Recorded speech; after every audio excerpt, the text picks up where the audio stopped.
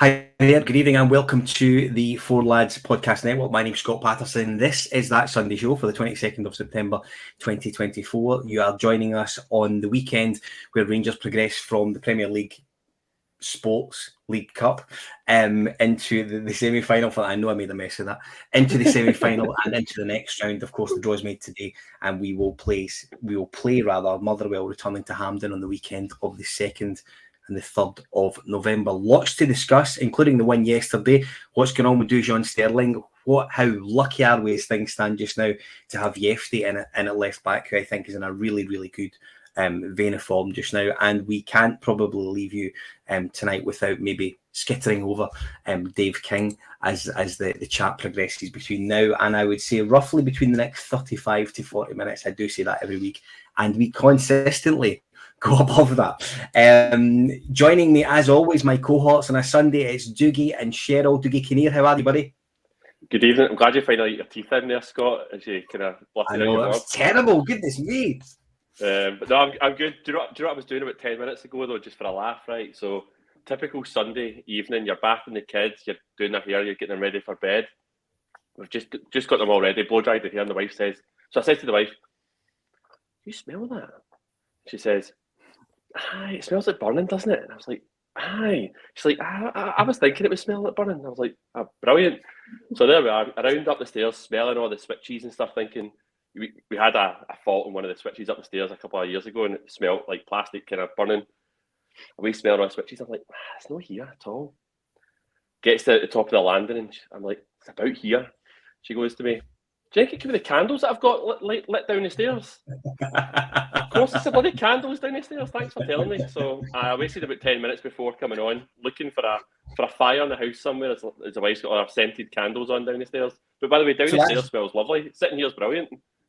It's valuable. Listen, goodness me, I can't not bring this up. Scott Hammond, you blow dry your hair. Goodness me. Blow dry my kids' hair. I have two girls, so I blow dry. But actually, Scott, I actually do blow dry my hair. But don't get too jealous, Scott, that I have to do that still. Oh man. Do you know that way? I want to move quickly on. We'll come back to you, Douglas. Sheryl, hi, how are you? Welcome on.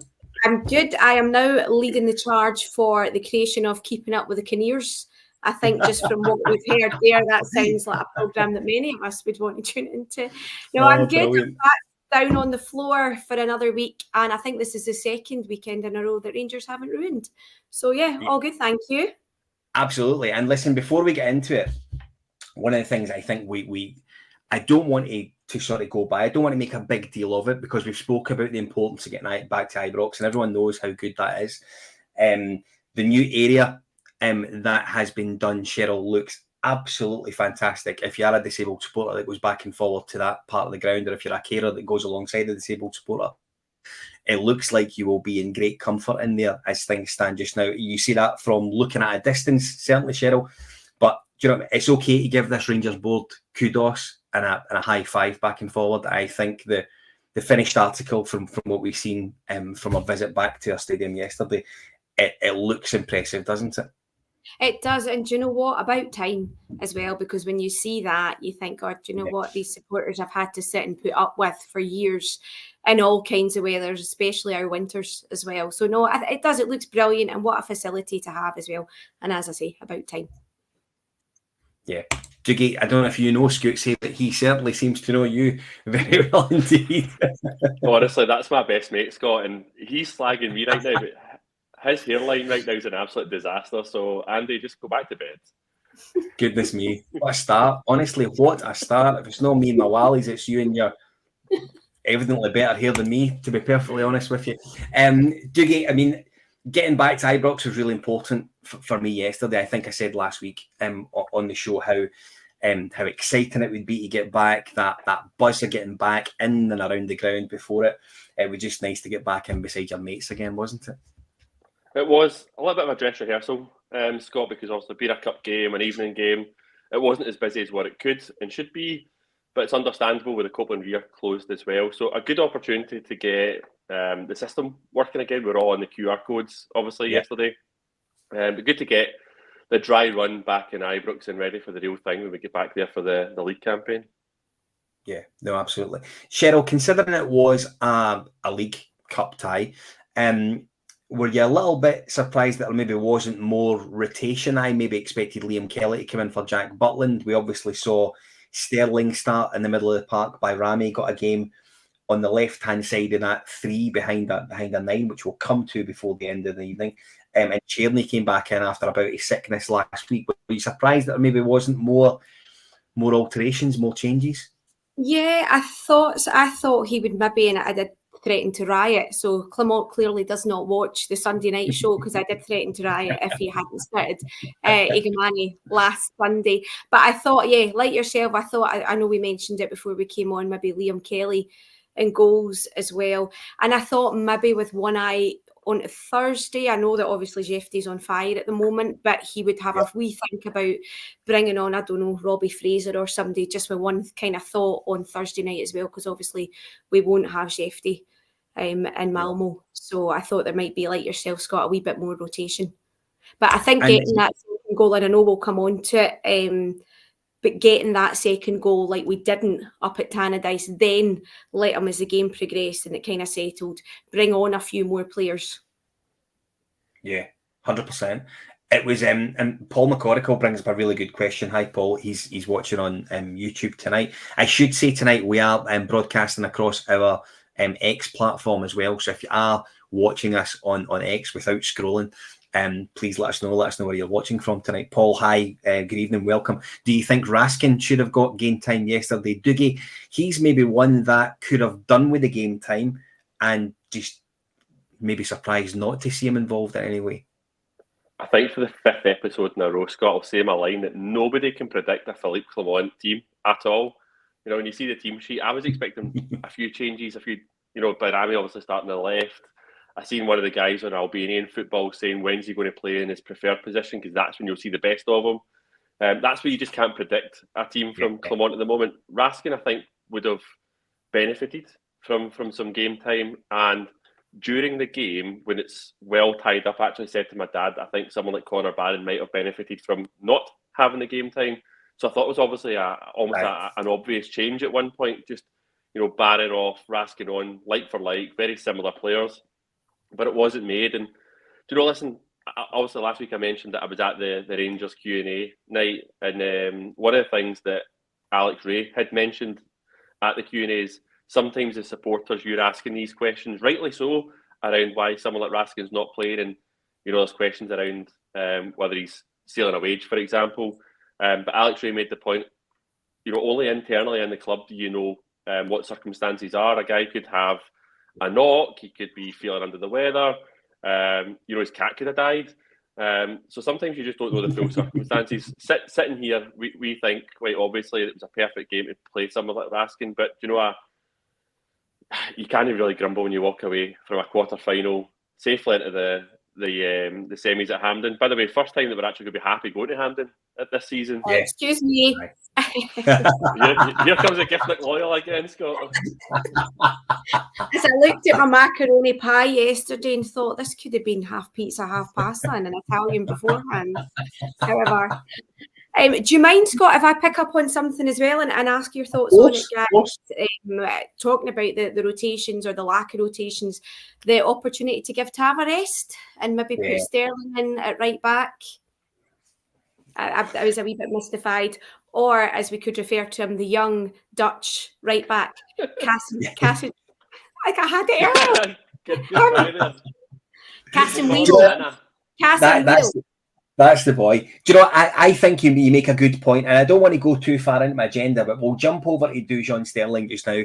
Sheryl, do you think we've got a bit of a dilemma with him just now? I think he obviously came off yesterday at half-time. I would suspect whether that was a fitness issue or something like that, but he did come off at half-time. Is he someone that we have a bit of a dilemma with this thing stand just now, do you think? I think so, yeah, because I think we're crying out for another option, a better option at right back. And I think he could give us that. I think he's far better at right back than he is in midfield. I think it was a tactical thing. I think a couple of times he lost the ball. He wasn't particularly quick on the ball, and you could see that Diomande was out warming up as soon as that happened. So I was talking to my dad about it and said I'd be very, very surprised if he came back on for the second half. And lo and behold, no, that switch was made. Diomande came on. I think he would just be much better served at right back. I think he can come in and do a wee job, but I don't think his permanent place is in midfield. And I think we're doing him a massive disservice by keeping him in midfield when you could have him in there as an option, as a rotation for Tav. And we could do another whole probably 12-hour session on Tav and everybody's thoughts around him. Obviously he got his goal yesterday, but I think Sterling would certainly be a better option at right back. Dougie, same question to you. And I say it's a dilemma, which is probably unfair. Maybe not a dilemma as such, but do you know we've seen him play sort of right hand side of our front three. We've seen him sit in front of the defence. We've seen him play as one of the two in midfield. We're just not seeing him in the position that everyone kind of thinks that he's here to play. And do you know, if memory serves me right, I think his debut he played at right back against Morton for Michael Beale's Rangers back then, and did not have a good afternoon, I have to say.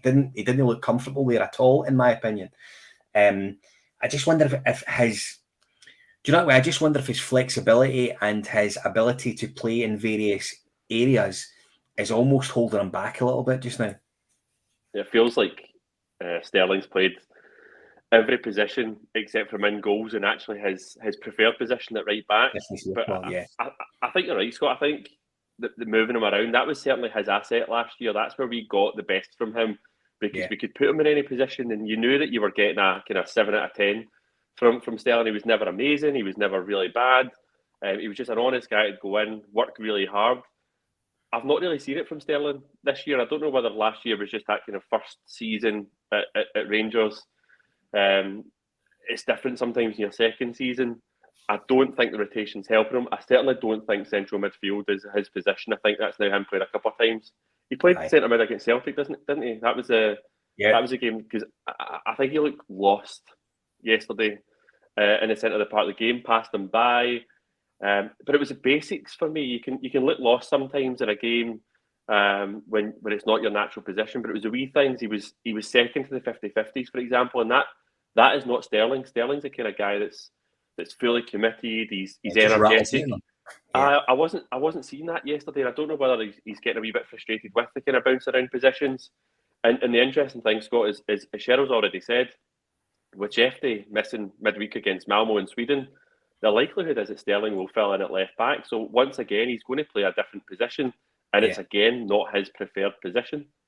Yeah, no, absolutely. Kenneth Rutherford joins us from YouTube and says exactly the same thing. He will be at left back on Thursday. I wouldn't be at all surprised. Should say our build up to Thursday, and Malmo, of course, will start with the guys in the flagship tomorrow night, and they will cover it as they preview the Hibernian game at the weekend. We're at that stage where it's game after game and it's podcast after podcast, so you will be staring at our coupons over the next wee while, maybe a bit more often than you have been. Listen, let's get into the game. Scott, talking about coupons, Sheryl had a good one up earlier on.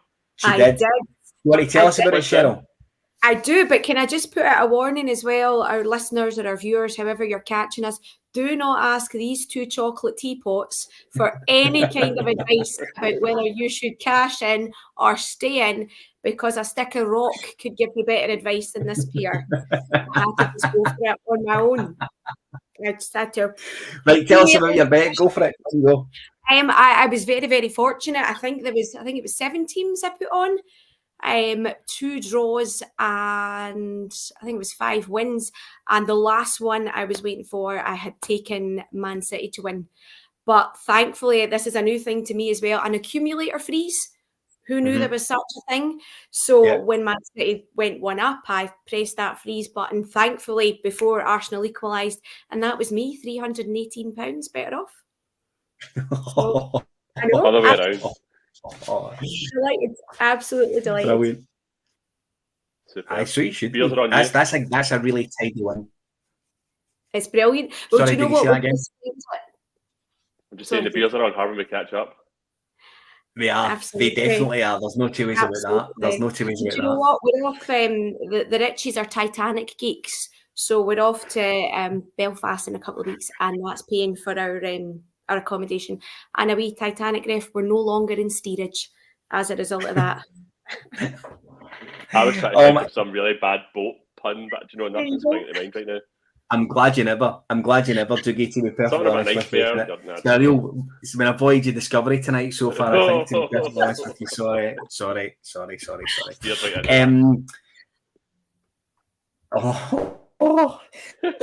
I want to say about the 2 goals from Dessers at the weekend.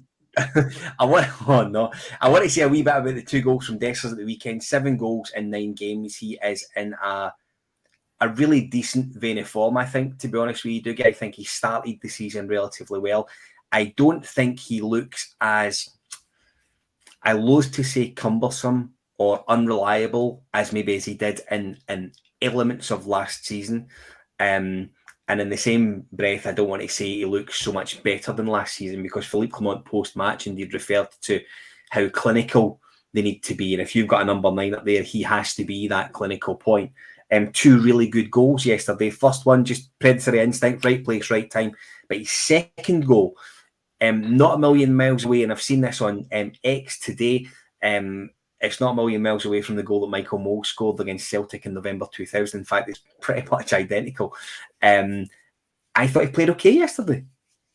He had a good game. He did have a good game. And dare I also say that I was the one who wanted him to start yesterday, just the 3 of us when we spoke last week. But I think that's exactly what I was meaning in terms of you've got 2 players who are quality players right now, challenging one another. Dessers, I thought, had a good game. He had a couple of chances before his goal. Obviously, had the chance immediately before his goal where the keeper saved it with his legs. But I obviously sit in the Copeland. I did him a bit of a disservice with the first goal, because my mate sits in the main stand, and when we met up to walk back to the car, the first thing I said was, "Did he mean it?" Because sometimes the ball just seems to hit Dessers and go into the net. But I didn't realise until I watched it back in the highlights, he fully changes his body shape and obviously curves his foot to tap it home. And it's a very clever finish, actually, from Dessers. And that's what he's good at. He's the penalty box striker that you need in certain games to put the ball in the net. But see, that second one, as Kenneth said, that's an absolutely superb finish. Lovely ball from Bayrami. I don't know if you've seen it in the highlights or if you've seen it in the game. Dessers was certainly very appreciative of the ball. He was certainly pointing at Bayrami. I think that was his last contribution, actually, before he was subbed for Cortez. But that was that was a top quality finish. I really, really liked that goal. But as I said, it's good to have 2 strikers competing, because Igamani, when he came on as well, looked hungry. I said it after the Celtic game, I think it was, that he had one of those glancing headers that I think it was cleared off the line as well. And it was likewise again yesterday. The keeper pulled off a good save. Igamani looks like the kind of guy who's going to cause a threat from set pieces, guys. Like, the thought of us having somebody who can actually create something from set pieces is brilliant. But he looked hungry when he came on as well, and that's what you want. When you're bringing Dessers off after the 2 goals, you're bringing on a young player who's desperate for his goal. He just needs that goal, as we were talking about last week. But for Igamani, the hunt continues. Aye, absolutely, it really does. I was quite surprised. I thought there was a good chance. He may have started yesterday over Dessers, probably like Dougie. Sheryl, the reality is, I think if Dessers continues to score, he's going to be the guy in competition for the jersey. We'll come to Jefte in a second and how I believe that he has to be the first choice left back, even if Ridvan's around and fit. But as far as Dessers is concerned, now, regardless of how much we've been impressed by Igaman, I do think Dessers is absolutely the leading candidate for a sort of main striker, if you like, just now. Yeah, absolutely. But how good would it be to have that competition between the 2 and to be able to rotate them? And I think we've touched on it in previous weeks, to kind of take that pressure off Dessers. And I don't know if even, he's playing with a wee bit more confidence, a wee bit more freedom, possibly because he knows that there is that backup waiting to come on. Igamani's shown a wee bit in the games that we've seen him in. So hopefully we can have, obviously Dessers leading the line at the moment, but that element of competition or rotation where we can see them both. Yeah, it'd be good as well, Scott, if we actually had a striker who wins the Sam English ball at the end of the season as well. And that's a great point. That's a really, really good point. I think too often, and we're going to speak about James Tavernier really shortly, there was a moment in the game yesterday. I'll come to it. We will speak about him shortly. I think it's really important, and there's a bit of romanticising about the sort of Rangers number 9, but because I've grew up on guys like McCoist and Chris Boyd, etc., your Rangers number 9 is pivotal. And he should always be your top goal scorer come the end of the season, as far as I'm concerned, without any great deal of debate. He should be the man. He should be the guy that's holding up that Sam English ball, Dougie. You're absolutely right. And whether it'll be Dessers this season or not, I don't know. But 7 and 9 is a hell of a decent start. I think he got 22 in total last season. I think he'll beat that record, assuming he stays beyond January, certainly. But I think he will beat that record. Sheryl, you're absolutely right. I think having that competition, whether it is from Egaman or Danilo, I think it's important. It'll keep Dessers on his toes, you would like to think. And I would argue maybe in a similar way, do you know, when we're seeing Tom Lawrence play really quite decently just now, and you can't help but wonder if it's the introduction of guys like Bayrami, because Tom Lawrence is very much sort of in control of that position just now. He has that jersey, the man playing behind Dessers, but make no mistake about it, Bayrami will be there to take it off him if Lawrence doesn't improve or doesn't maintain the level of consistency with performances just now. On squad depth, Sheryl, Ibrox debut for Jefte yesterday, it was like he'd been playing there for seasons. I was really impressed with him yesterday, both going forward and doing the sort of defensive side of things as well. He was very good. Absolutely, because I think obviously it was his first game, but that game at Murrayfield against Man United, he got an absolute roasting, wasn't it? Was it Diallo? He got an absolute roasting. Yeah. And I've actually seen a few things over the weekend on X about how he's not as good a defender. He's great at going forward. No, I thought he defended, pretty well. I thought he was all right yesterday. Yeah. I'm interested. I don't know if we know how long it is until Yilmaz is back. But like you say, Scott, I think for me at the moment, that left back jersey is his. I don't know if maybe when Ridvan is fit, does he push him up a wee bit? Does he push Jefte up? But then you've also got the option of Cortez as well. So having a wee bit option on the left, I think is brilliant. But at the moment, Ridvan's getting nowhere near that jersey. Yeah, no, absolutely. Willie at RFC, Ridvan ain't getting back in with Jefte on that form. Dougie, it's hard to disagree with that. I think the boy's he's in a really rich vein of form. Sheryl's absolutely right. He has that flexibility where he can play one up as a winger almost. But I have to say that bearing in mind not the reliability as such of Ridvan, because it's just not there. And the fact that Jefte is there and he's churning out performance after performance at 20 years old, I think he's proven to be a really, really clever signing. Guy sits in front of me at Ibrox suggested, you'll remember Frimpong that played for the other side of the city for a small period of time and arrived with no one really any the wiser about who he was, has since moved on to bigger and far better things and is indeed claiming multi-million-pound moves across Europe. He actually thinks that and hopes, I'm sure, that Jefte will be in a similar vein to what Frimpong is for us. You just never know. I think the guy's playing really well just now. My dad said the same thing about he's the next player that we could sell for big money. And yeah, you can see why. He's he's a bit raw at times. There was some points in the game where he was breaking into really good positions and his final ball just wasn't good enough. And that's the wee bits that you need to develop on to become exceptional. Yeah. But right now, that's the pillar. That's what we talk about in terms of transfers. You're signing a guy. I know I spoke about it previously. We signed him from Fluminense, but he was playing in Cypriot football.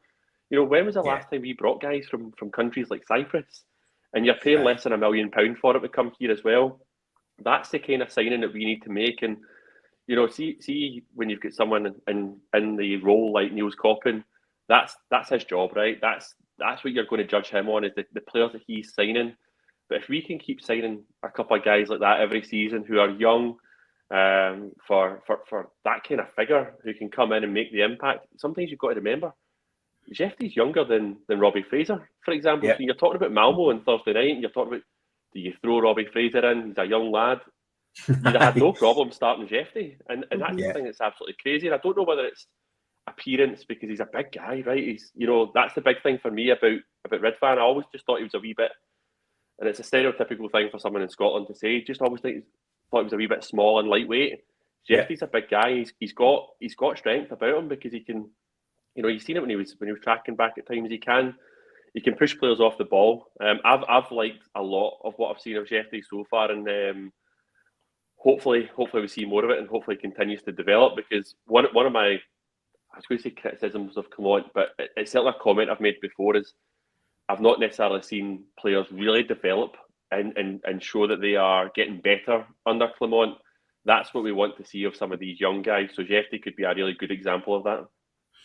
Dougie, I want to stay with you. I thought it was quite nice to see James Tavernier score at Ibrox yesterday. I think he has, he's taken a lot of stick, which we all know about, and we don't really need to go into a huge deal of depth about on this show tonight. We've done it before. I just thought it was nice to see him score, and I thought he looked quite relieved to score yesterday. You're obviously relieved to score a penalty, of course, but I just thought he looked way more relaxed than I think we had seen him in sort of previous weeks, Old Firm and matches before then. Do you know, I'd go one stage further than that as well, Scott? And I don't know if you noticed it as well, but see when he was substituted, everybody in the stadium stood and applauded him. Yeah. And I thought that was a nice touch as well, because it's difficult when you've got supporters on your back. You need supporters to get behind you. And I think the goal, don't forget as well, you get an assist. So you get the goal, you get the assist, you get the supporters cheering him, when he got his goal, standing up and applauding him as he went off. That would have been a huge moment for James Tavernier. I'm going to be a little bit controversial, right? Because the stats will show that you get a goal, you get an assist, he kept a clean sheet as a defender. It wasn't his best game. No, it wasn't. No.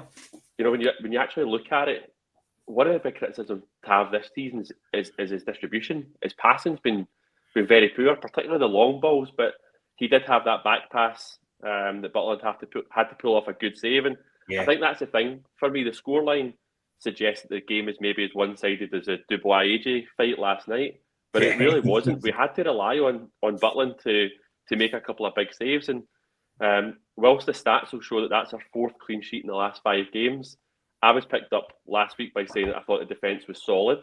What I meant by solid was in personnel. It's the same core group of players that are playing that will become familiar. I just think we still look a little bit shaky at the back at the moment. Aye. No, we absolutely do. Listen, Paul, who's always good to pick us up with some stats, 68 pens scored from 85, which is quite a decent record. And what you've got to remember with that, Scott, as well, some of them are really big moments. See, when you think of the Europa League run as well, there are some right pressure penalties that Tav's taken. So it's people talk about what is a leader, and sometimes you think a leader is the most vocal player on the pitch, but actually sometimes a leader is a guy who steps forward when others aren't, and that could be last season. I think we get short memories as football fans, right?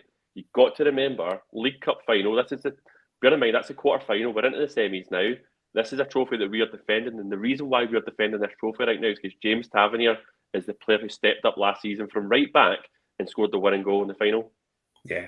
No, listen, you're absolutely right. I'm really glad you brought up the standing ovation thing. Where I sit at Ibrox, I sit right next to the director's box. And when there's standing ovations, very, very rarely do you get any of the punters within that area that sort of stand up and acknowledge the player coming off.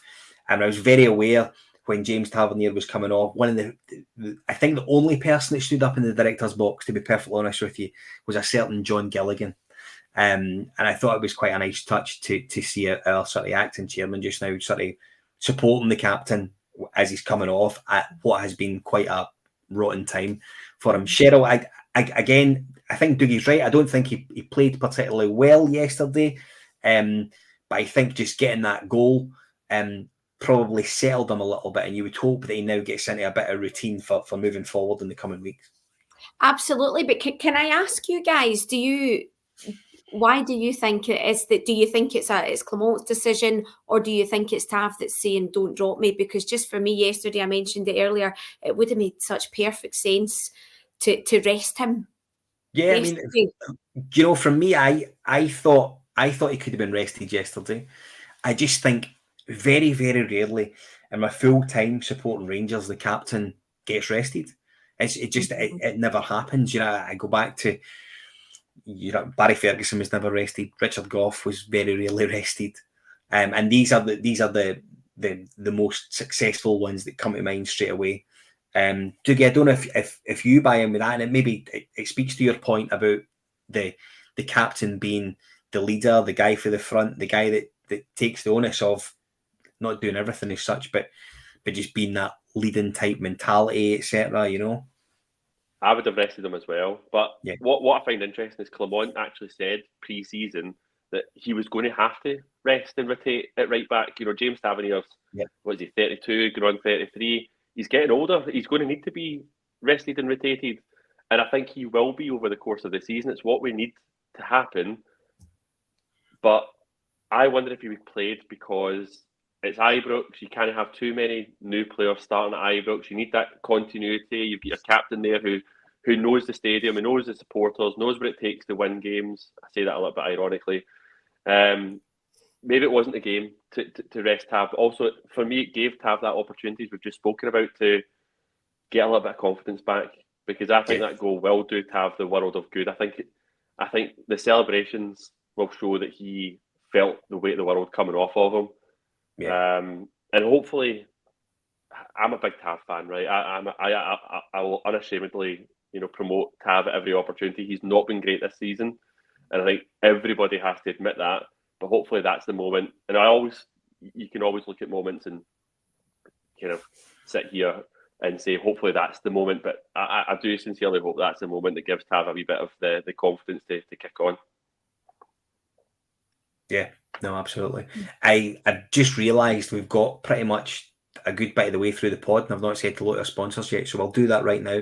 The guys at Rhino Express, Clydeview Joinery, Athol Industrial Solutions Limited, CSD Air Conditioning, Art of Gold and Black Rooster are all supporting us for the duration of this season and allowing us to do things like this on a Sunday night, and the guys, of course, midweek with the flagship preview. They also supported by those sponsors. We thank them for time and help and patience and support from now until May next year. Sheryl, one last thing I want to cover on the game yesterday. I've regularly said being the Rangers goalkeeper is really important, because there will be moments where you are just very, very suddenly needed.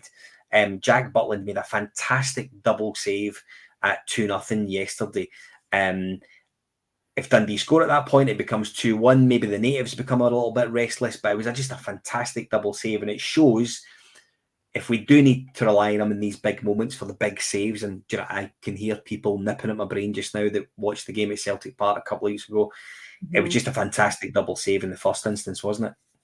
It was. And do you know what? I know that we've spoken about him previously as well, because his kind of dip in form was a huge concern, but it just shows you what he's got in his locker. And as you say, Scott, had he missed that, it would have changed the game. It would have changed the mood of the game as well. So I think that was hugely important.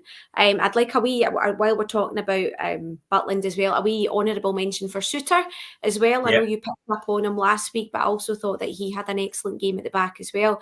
I'm not going to go as far as Dougie after the flack that he got last week.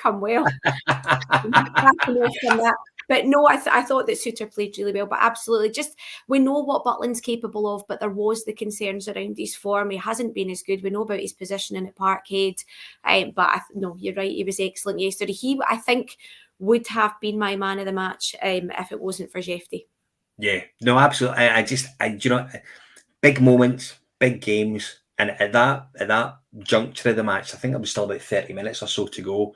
If Dundee score at that point, it becomes a bit of a sort of twitchy bum time for the remaining part of the match.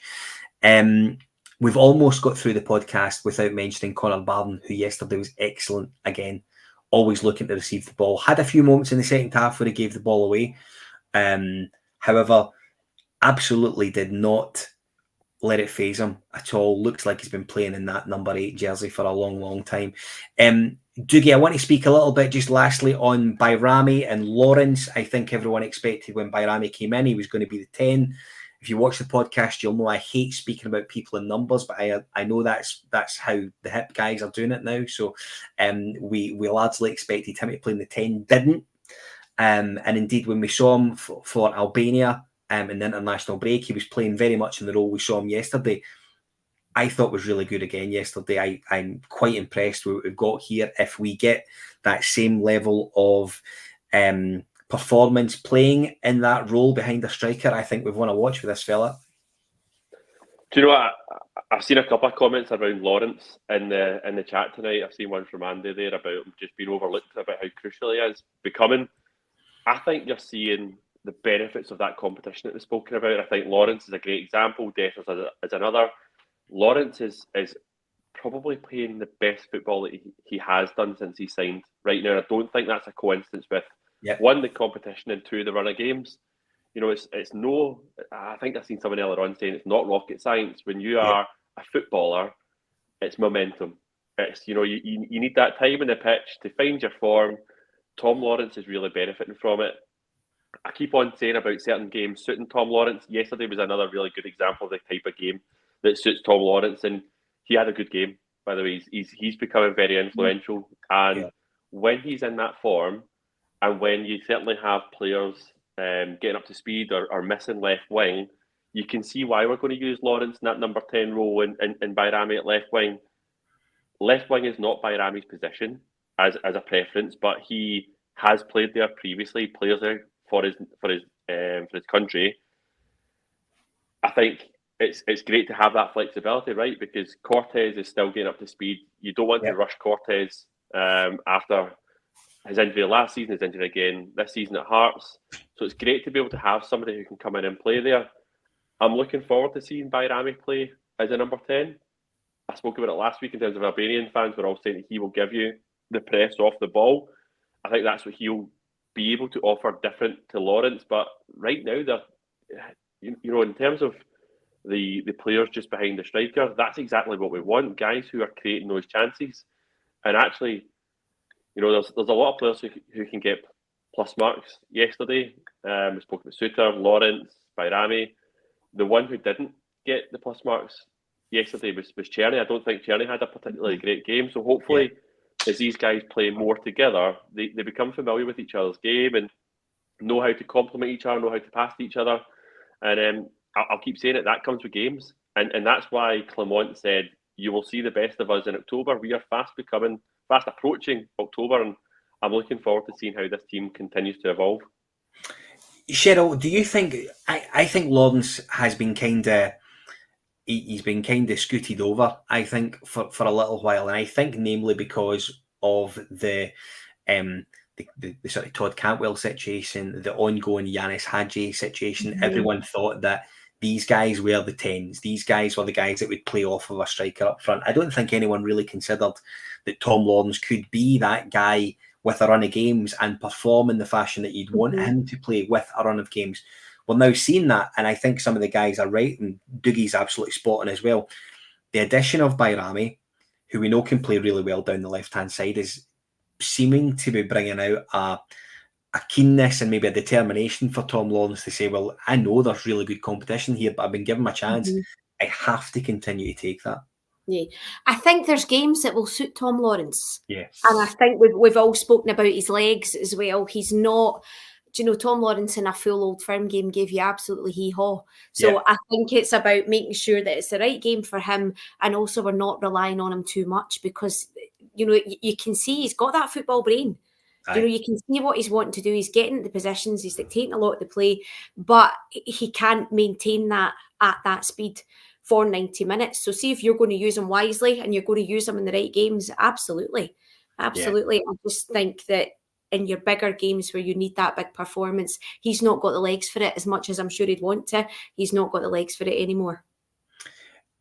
It wouldn't be a sort of week that passed, and we're kind of moving into the last segment of this week's That Sunday Show. Sheryl, I'm going to stick with you. There was a lot of noise last week that came out from Dave King between Monday and Friday, just looking to get in around the train set and have a wee mess about with it again, by all accounts, and stamping his feet when it seems that no one else is going to let him play with the train set.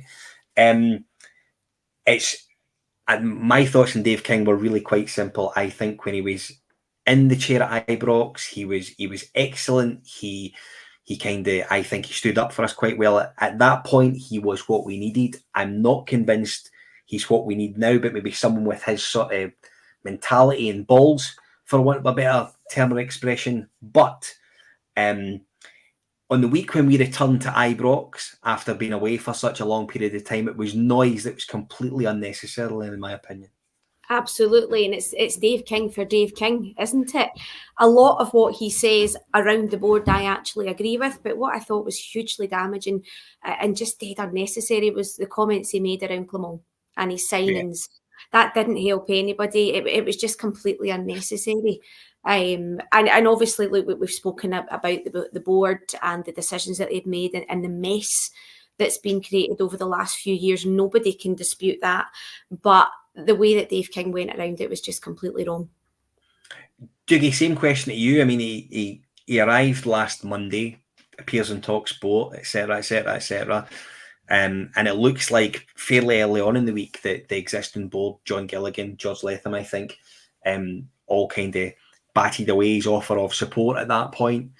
And then he comes stomping back in like a child, to be perfect. I just think that, I think Dave King has, I don't want to say he's embarrassed himself, but I just think the way that the sort of tail end of the week happened, sort of referring to EGMs, etc., let the fans decide, blah, blah, blah, which I get, I understand that, but I think he could have dealt with that situation just a whole lot better considering what Saturday was. Yeah, but he's playing to the galleys, Scott. Yeah. Dave King knows what to say that will get supporters bought into Dave King and what he wants to get out of this situation. I completely agree with some of the comments that Sheryl was making there about Dave King. The timing's not ideal, but his comments are right in terms of how far behind we are Celtic just now and how much money it might take us to catch and overtake Celtic again. I think that's where he is able to get fans on side because he's saying something that everyone can resonate with. But I think a blind man can see that, and I imagine the current board all know that as well. Yeah. The bit for me right now, Scott, is if it's not Dave King, then who? Yeah. So we need to see somebody else step forward. We need to see what that alternative looks like, because we all know what you get with Dave King.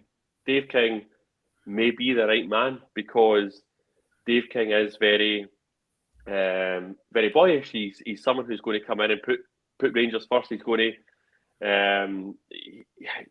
It's difficult to kind of articulate in terms of what he does. He creates a bit of a siege mentality within the club, and that can be a positive.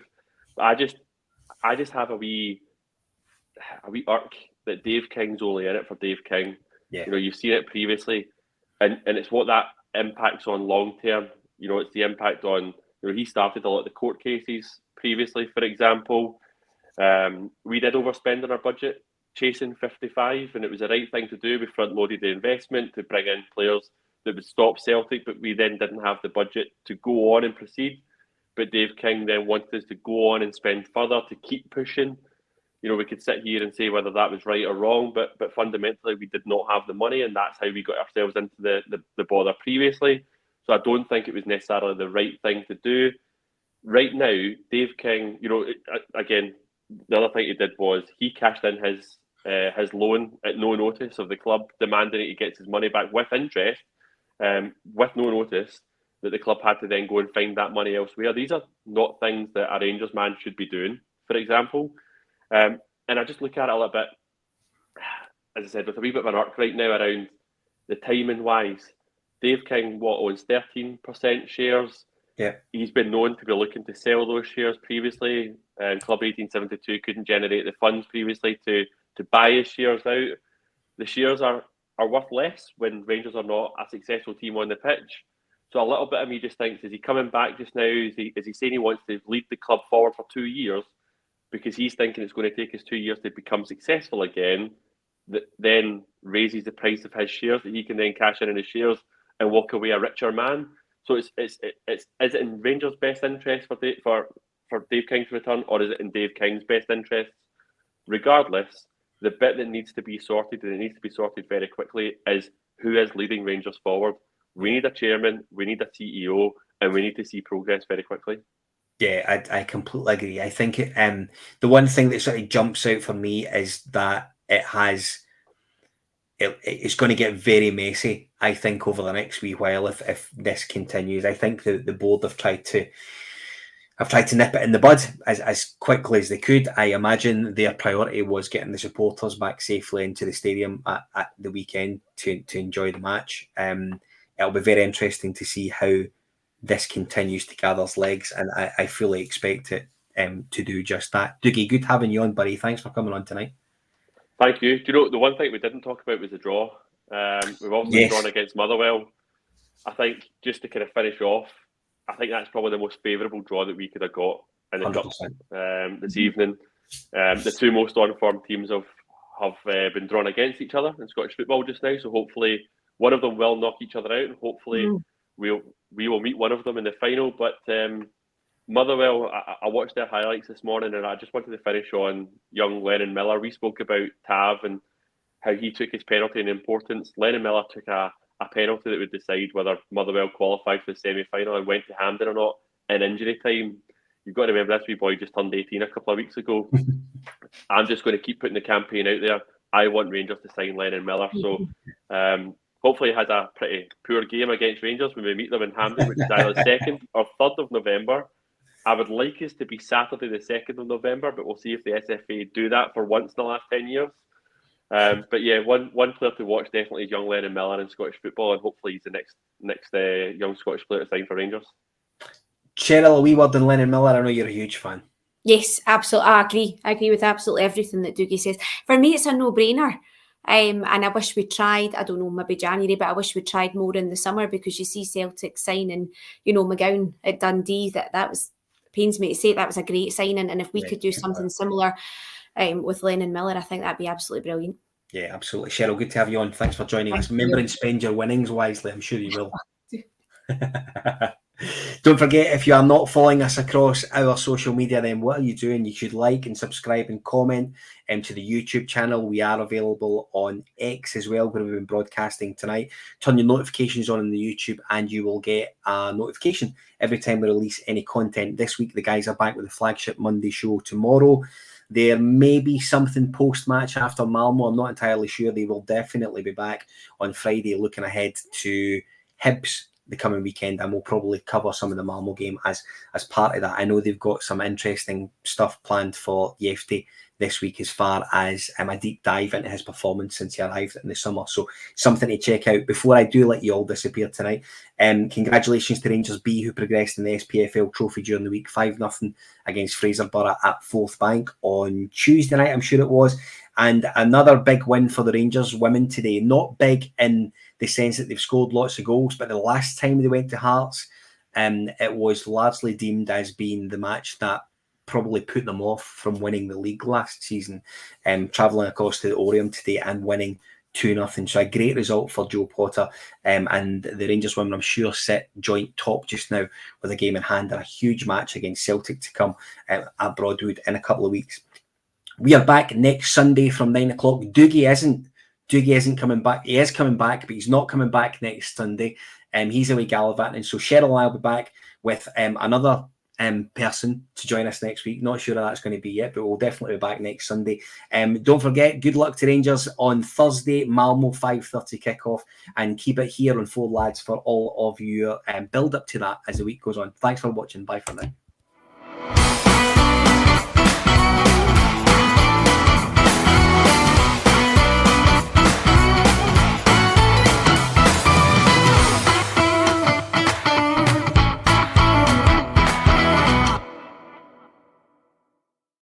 Four Lads podcast is sponsored by Rhino Express, Clyde Joinery, Athol Industrial Solutions Limited, and CSD Air Conditioning, along with Art of Gold.